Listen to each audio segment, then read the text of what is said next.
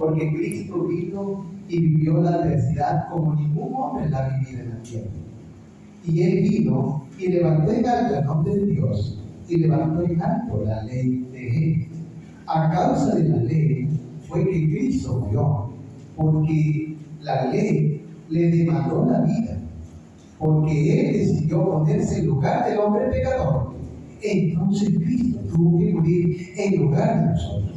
Él no murió la muerte natural que morimos nosotros, la primera muerte. Él murió la segunda muerte, que esa nadie la ha muerto. Esa va a ocurrir cuando Dios destruya a todos aquellos que no hayan querido aceptar el plan de salvación que Él les ofreció amorosamente. Entonces, a Dios le costó algo infinitamente difícil de describir el haber dándole la oportunidad al hombre para que sea salvo. Ahora el hombre debe de apreciar ese sacrificio que Dios hizo al dar a su Hijo, y debe el hombre apreciar el sacrificio que Jesús decidió hacer en favor de él. Si el hombre no es convencido por la muerte de Jesucristo, si el hombre no es convencido por la vida que Él realizó aquí en la tierra, ya no hay nada más grande que lo pueda convencer. Ya no existe algo más grande del universo que el sacrificio de Cristo, porque en el sacrificio de Cristo ahí está la gloria de Dios. Hermano, cuando Jesús resucitó, Él le dio la gran comisión a sus discípulos. Y eso lo encontramos en el capítulo 28 y versículo 19 de Mateo. Dice así: por tanto, id y predicad el Evangelio a toda nación, a toda tribu y a todo pueblo, enseñándoles que guarden todas las cosas que yo os he mandado, bautizándolos en el nombre del Padre. En el nombre del Padre. El Antiguo Testamento, de alguna manera característica, el nombre del Padre está ejemplificado en el Antiguo Testamento. Cuando Jesús dijo bautizándolo en el nombre del Padre, eso también significa que el Antiguo Testamento iba a estar presente en ese bautismo. No nada más iba a ser un bautismo descendiendo a las aguas, de ese rito maravilloso que es bajar a las aguas, sino que también debíamos ser bautizados en las enseñanzas del Antiguo Testamento, bautizándolos en el nombre del Padre, del Hijo, porque el Nuevo Testamento es representativo del Hijo, y del Espíritu Santo, que está representado por la ley. O sea, cuando Cristo dijo bautizándolos en el nombre del Padre, en el nombre del Hijo y en el nombre del Espíritu Santo. Ese es el bautismo de un nombre que es un nombre triple, es un solo nombre. En ese nombre está explicado la cruz, explicado el Evangelio.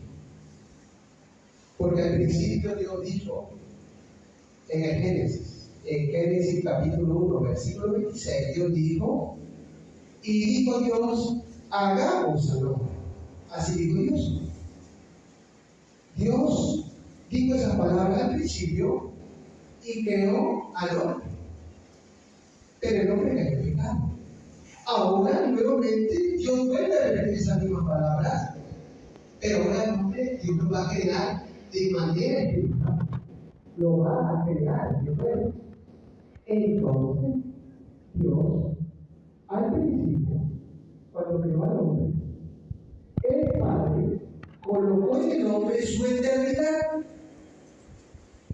El Hijo colocó en el hombre su jovialidad. Y el Espíritu Santo colocó en el hombre ese deseo que el hombre tiene de escudriñar. Porque el hombre escudriña, inventa, proyecta y hace planes y es alguien que como fue creado a imagen y semejanza de Dios. El hombre, cuando podemos preguntar En todo el universo, ¿quién es el que más se parece a Dios? Y la respuesta es el hombre, hermano. El hombre es el que más se parece a Dios. En toda su creación, en toda la creación que es infinita, la creación de Dios, el que más se parece a Dios es el hombre. Y entre todos los hombres, el que es igual a Dios es. Hermanos, la Escritura dice que el Espíritu de Dios todo lo escudriña a uno lo profundo de Dios. Pues el Espíritu Santo colocó en el hombre esa virtud de escudriñar, de investigar. Entonces, hermanos, cuando nosotros vamos a la Escritura, nosotros vamos a hacer uso de toda la Escritura. Porque la misma Biblia dice, porque Jesucristo dijo, en esto consiste la vida eterna. Es que te conozcan a ti, el único Dios verdadero, y a Jesucristo, quien ha enviado.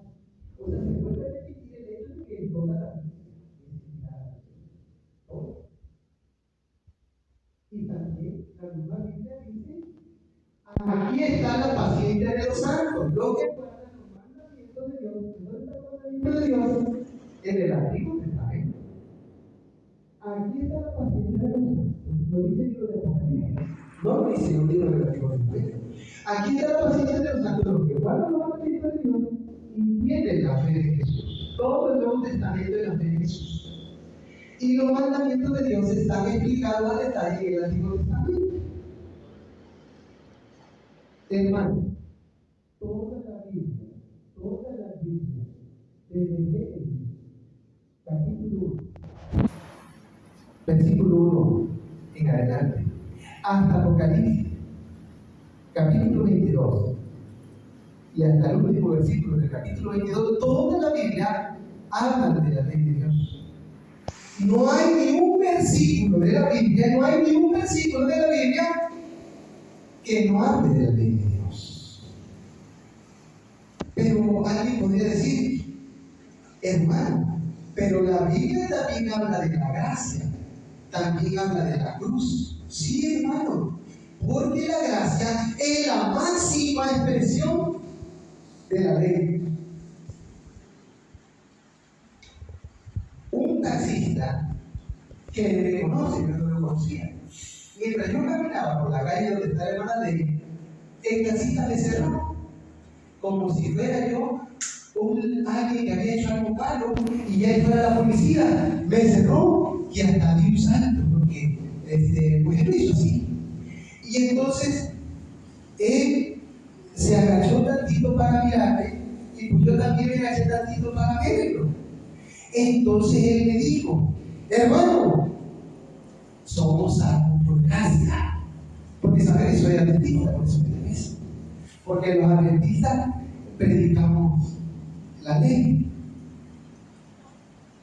Hermano, somos salvos por gracia. Ese es un golpe. O sea, casi de dolor. Porque un golpe es real, somos salvos por gracia. Pero entonces yo le contesté lo que le dije a ustedes ahorita.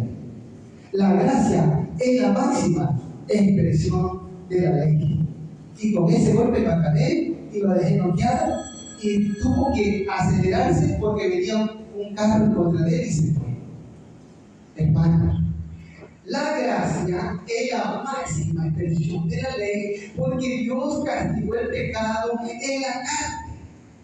en la carne de Jesucristo.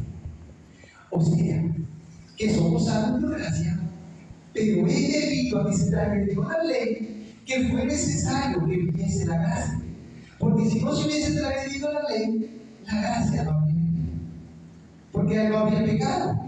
No habría sido necesario que Cristo fuese crucificado. Debido a que el hombre pecó, era necesario o sea, eso no era algo que el hombre sabía, sino que era un plan que Dios tenía escondido. Entonces Dios decidió revelar. Pero Dios, Él decidió hacer algunas cosas porque Él así lo quiso, porque Él así lo decidió. hecho que el pueblo de Israel viniera de Egipto a Canaán con solo desearlo. Él hubiese dicho: yo quiero que este pueblo se pase de Egipto a Canaán, y aquellos que están ahí que mueran al instante. Lo podía haber hecho así. O lo podía haber colocado en las alas de la nube y lo pudo haber llevado en el aire del pueblo. Lo pudo Dios transportar de infinitas formas. Pero Él decidió hacerlo así. Él lo decidió. Y si Él lo decidió hacerlo así, así iba a ser. Decidió hacer que rodearan para que no se enfrentaran a la guerra. Al principio, así dice la Biblia. Pero entre todas las cosas que decidió, que son muchas, son infinitas, no se pueden alcanzar a ver todas, podemos ver que Él decidió levantar al pueblo mediante un profeta, ¿sí o no? Él sí lo quiso. Y Él decidió que un profeta fuese la persona que guiase al pueblo. Pero también decidió poner a Jesucristo al lado de ese profeta. La gente no veía a Jesucristo, pero Él estaba presente. Porque en el libro de los Salmos y en varias partes de la Biblia dice: ¿dónde está aquel que marchó al lado de Moisés? Aquel que con su diestra poderosa abrió el mar rojo. Y no se refiere a Moisés, se refiere al ángel de Jehová, el cual es Cristo. Entonces Cristo siempre se mantuvo al lado de Moisés, porque Dios así lo quiso, que es su ángel, aquel en el cual está su nombre, porque el nombre del Creador es Dios. Y en Cristo está ese nombre, también Cristo recibe ese nombre, Dios. Porque Dios no es un título es duque, emir, o algunos hombres logran un título estudiando. Pero el nombre de Dios no es un título, no lo puedes obtener estudiando. Ni se le da a alguien porque alcanzó una preeminencia en un país y se le dice este duque o este varón. No. El Creador, uno de los nombres por el cual es conocido es Dios. Cuando en Mateo dice bautizándolos en el nombre, ahí dice en el nombre. En el nombre del Padre, en el nombre del Hijo y en el nombre del Espíritu Santo. Pero el nombre de los tres en el Antiguo Testamento se llama Jehová de los ejércitos, en el Antiguo Testamento. Y en el Nuevo se llama Jesucristo. Y ese nombre también lo adoptó el Padre, porque Dios adoptó la naturaleza humana en el Hijo. Porque si Dios no hubiese adoptado la naturaleza humana, cuando Cristo se presentó delante de Él, lo hubiese consumido el Padre a Cristo.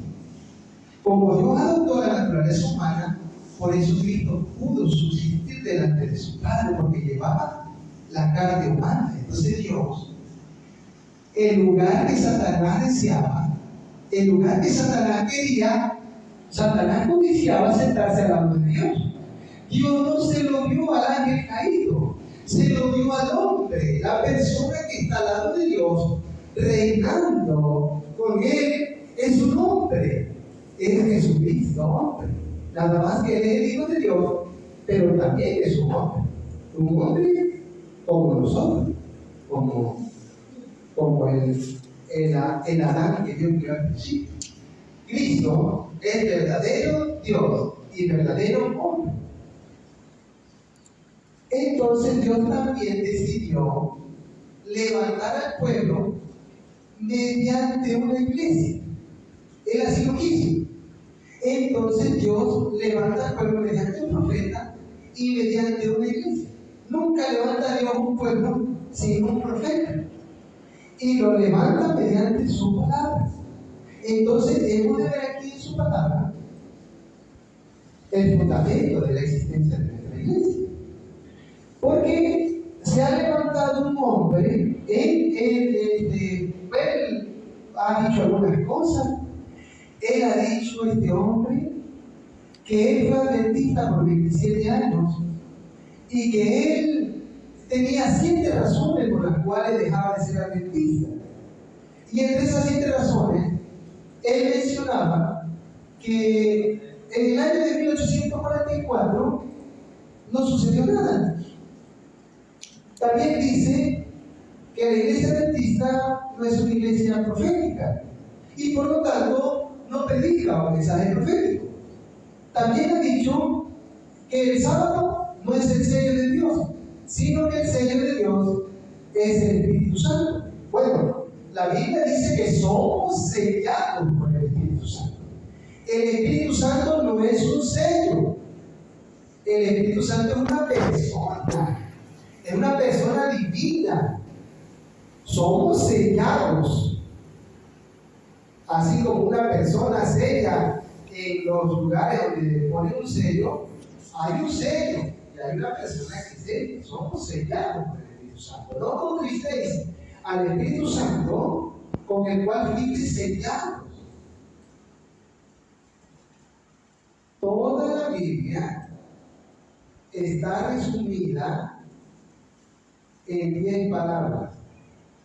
Y cuando Jesucristo vino aquí, Él dijo: amarás a Jehová tu Dios con todo tu corazón, con toda tu alma, con toda tu mente, con todo tu ser, con toda tu fuerza, dando referencia al primer mandamiento. Y a tu prójimo como a ti mismo. Se estaba refiriendo a los 10 mandamientos. Toda la Biblia está contenida en las 10 palabras. Y Él dijo: pasarás primero cielos y tierra antes de que pasen mis palabras. Sus palabras permanecen para siempre. Tanto la Biblia como los 10 mandamientos tienen un solo tema, que es la gloria de Dios. La cruz, la Biblia y los 10 mandamientos hablan de la gloria de Dios. Pero también la Biblia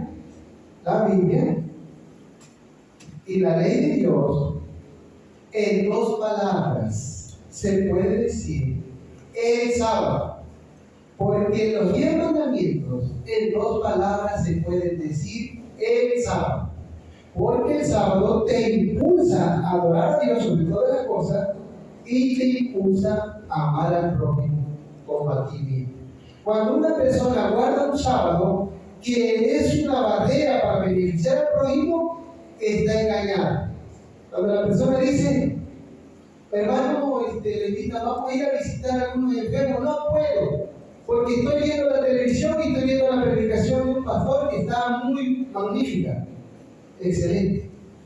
Pero cuando termine la predicación del pastor, no podemos ir a visitar al enfermo o a procurar buscar el estudio bíblico. No puede. ¿Por qué no puede? Porque viene otro pastor y trae una predicación que también está buena. Bueno, cuando pase esa predicación, a otra hora más tarde, no puedo, porque tengo que estar en otra situación y entonces se le acaba el sábado y ya no benefició al prójimo. Ya no salió a buscar la oveja perdida, ya no va a ver si alguien quiere estudio bíblico, ya no va a ver si al lado de él hay alguien que está necesitando de pan, de agua, porque la predicación le está diciendo: busca al herido, busca al necesitado, vístate desnudo, dale de comer, y acerquita a 50 metros a ese tipo de personas, pero no puede porque está amarrado con una cadena de oro. Y entonces dice: yo estoy guardando el sábado. No, estás engañado. Está guardando un sábado que quién sabe quién también está. Por eso cuando los fariseos decían: este es pecador que no guarda el sábado, es la verdad. Conforme al sábado de los judíos, Jesús era pecador. Pero el sábado ese era un invento de ellos. Jesucristo no guardaba el sábado. Claro que no lo guardaba, porque ese sábado era una falsificación. El sábado de los judíos era una mentira. Por eso Jesús no lo guardaba. Y era ya como pecador delante de él. Jesucristo guardaba el sábado como Dios lo instituyó al principio. Así es como Cristo lo guardaba. Pero para ellos Jesús era un pecador. Igual ahorita, usted puede considerar una persona que no guarda el sábado por cierta acción que haga, pero usted como sabe que realmente lo que él está haciendo no va acorde a la voluntad de Dios, porque lo está viviendo con su forma. Pero vaya a la norma bíblica y mire el ejemplo de Jesucristo. Observe porque quizás está alimentando al hambriento vistiendo al desnudo. Y yo me siento muy contento de venir a esta iglesia, porque sé que esta iglesia es una iglesia viva, y que sé que sale, que se la honra. Y por eso me siento doblemente feliz. Entonces, mis hermanos, llegó un hombre a mi casa. Llegó como a las 6:30 de la mañana y me dijo: te vine a encontrar porque a lo mejor no te encuentro más tarde. Y me dice: mira, hermano, tú lo único que te falta, así me lo digo directamente, y lo tengo que decir porque me siento impedido de hacerlo. A ti lo único que te falta es creer en la vara del pastor. Así me dijo. Y entonces le dije: ¿por qué me dices eso? Porque tú lo que tienes que hacer es hacerte mi discípulo. Porque yo tenía un discípulo y él no quiso trabajar y se quedó en su casa cuidando a sus hijos, pero él conoce la verdad. Pero yo quiero que tú seas mi discípulo. Y entonces él me empezó a golpear espiritualmente, me empezó a decir varias cosas. Y entonces yo lo escuché. Los golpes de él fueron muy fuertes. Yo lo escuché porque dije: voy a tener prudencia, yo voy a esperar a que él me diga todo lo que él me quiera decir. Y me dijo muchas cosas. Pero antes de que él terminara, le dije: oiga, pero quisiera que me acompañara a hacer una visita. Bueno, me dice, cuando termine, lo hicimos como 1 hora, en lo que él habló. Cuando terminó, lo llevé a hacer una visita. Entonces él me dijo: ¿a qué licenciado vamos a ir a ver? Y le dije: espérense, dejen que lleguemos. Cuando lleguemos se va a dar cuenta. ¿A qué profesor vamos a ir a visitar? Y me empezó a preguntar porque él quería prepararse. Y le dije: cuando lleguemos. Bueno, está bien. Cuando llegamos al lugar de un indigente que yo conozco, lo conoce la hermana Alma, lo conoce el hermano Joaquín, lo conoce el padre. Y entonces llegamos donde está ese indigente, pero ese indigente está sucio, tiene el cabello largo, y la situación con él es muy difícil. Yo, por la gracia de Dios, le he llevado de comer. Lo conocí hace 1 año y tal. Me lo encontré allí en la calle, me dijo: me atropelló el carro, y yo lo procuré curar. Porque en una ocasión yo había salido de la iglesia de Emiliano Zapata. Y en la iglesia de Emiliano Zapata yo había encontrado tirado un hombre en la esquina de la calle, de la salida, porque hay una salida que da vuelta. Pero yo hablaba por teléfono. Y entonces el herido estaba tirado en el suelo, pero él presentaba un cuadro muy difícil, muy repugnante. Él se había defecado en su ropa y se había ensuciado todo, y el olor era insoportable. Yo llevaba mucha prisa, ¿verdad? Y llevaba hablando por teléfono. Y yo lo que hice, me hice de ladito, como el sacerdote, como el estima, me hice todo ladito.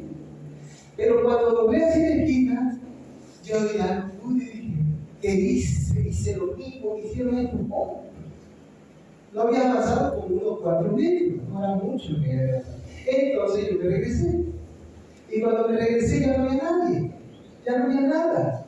Y el suelo estaba manchado cuando yo pasé. Y cuando regresé no había ni una mancha.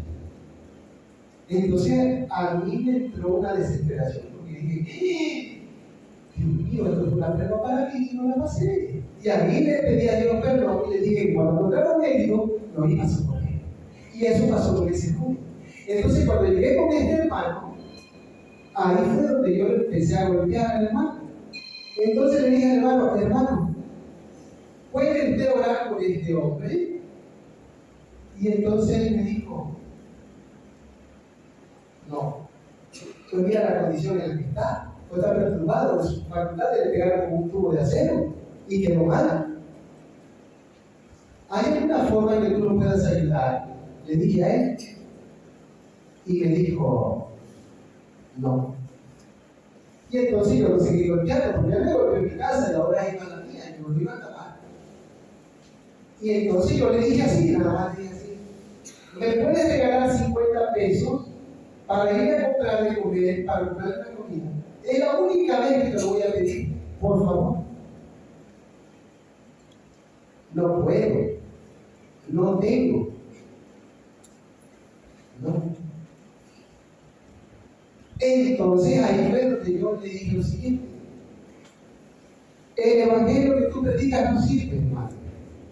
Y él se ofendió un poco, se sintió mal. ¿Por qué me dice eso, que no sirve el evangelio que yo predico? Porque este evangelio no empalma con el evangelio de Cristo, no empalma. ¿Cómo que no empalma? Tu evangelio es pura erudición. No puede ese evangelio ayudar a necesitar. Y el evangelio de la Biblia es práctico. Si ayuda, si viste al desnudo, da de comer al hambriento, le da de beber al sediento. Pero ese evangelio que ese hermano predicaba solamente es para los eruditos. El evangelio de Cristo es tanto para los eruditos como para los que apenas comienzan. Entonces, ahí fue donde ese hombre salió con la cabeza agachada y así se retiró. Y hasta ahorita no me ha vuelto a ver, no me ha ido a ver de nuevo. Ya no me ha ido a decir que él trae algo mejor. Hermano, en una ocasión, un hombre le hizo un flete a un sacerdote. Y este hombre es hermano adventista, es encargado, es anciano de iglesia. Cuando le iba a hacer el flete al sacerdote, este hermano entró a la biblioteca del sacerdote. Pero este hermano abrió los ojos bien grandes cuando abrió la biblioteca del sacerdote. Porque en la biblioteca del sacerdote están todos los libros de la hermana Pay, de la profeta de nosotros. Y este hermano dice: pero ¿cómo? El sacerdote tiene todos los libros de la hermana Pay. Y estaba tan absorto mirando eso, que el sacerdote llegó y le tocó el brazo y le dijo: ¿te gusta mi biblioteca? Y dice: oiga, pero usted tiene todo el libro de la hermana Pay. Y yo lo tengo. Nos han dicho que lo estudiemos y que cuando veamos algún error, lo animamos y lo reportemos y lo enviamos a donde ellos saben que lo tienen que enviar. Y ya ha encontrado usted algún error en el escrito de esa mujer. Hasta ahorita no, le dijo el sacerdote. Entonces el sacerdote dijo: te voy a hacer una pregunta. Quiero saber cuál es el fundamento de la iglesia adventista del séptimo día. Este hermano había oído de otro laico más viejo de que el fundamento de la iglesia adventista del séptimo día es Daniel 8:14. ¿Está la proyección? El fundamento del adventismo es Daniel 8:14. Cuando este laico le dijo al sacerdote eso, el sacerdote le dio una palmada y le dijo: bien contestado. Si no estuviese Daniel 8:14, la iglesia adventista no tendría razón de existir. En el año 457 antes de Cristo hay una profecía, y esa profecía no la dijo un hombre, la dijo el ángel. Y el ángel se la dijo a Daniel, y Daniel a su tiempo le escribió. Y el ángel dijo: hasta 2300 tardes y mañanas, entonces el santuario será purificado. A partir de ese momento, por favor, lo vamos a pasar todo en 5 minutos. ¿Sí me dan 5 minutos más? ¿Sí? Por favor. Adelante, hermano. A partir de ese momento, Daniel iba a empezar a contar. Y en Daniel 9, 25 y 26, ahí está el momento en el cual Daniel iba a empezar el conteo. El ángel le dijo: debes saber entender esto. No nada más él, también nosotros. Es vital para la iglesia. Desde el momento que se ordena el restaurar y construir Jerusalén hasta la llegada del Mesías príncipe, han de pasar